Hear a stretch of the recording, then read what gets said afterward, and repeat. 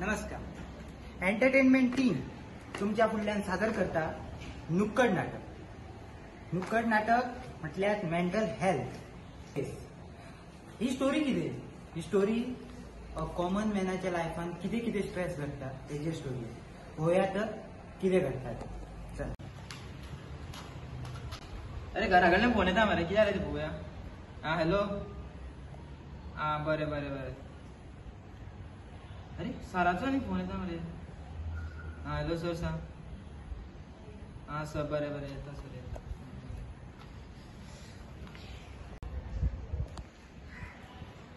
मेकलायन sir. Yes yes कमी. Sir कितें जालें?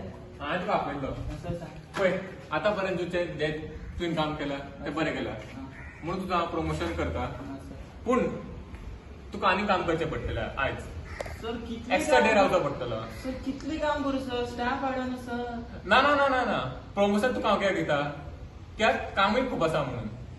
हांव आनी काय ना ना ना ना ना आयज करचेंच पडटलें तुका काम. बरें सर कर. 3 वरां रावचें पडटलीं. 3 वरां? हय 3 वरां. सर कर. Okay you may go. Okay sir. Thank you sir.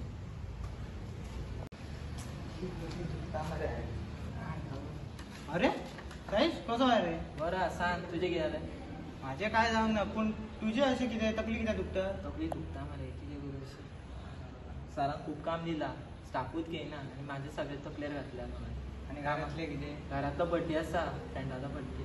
अरे भावालो बड्डे सॉरी.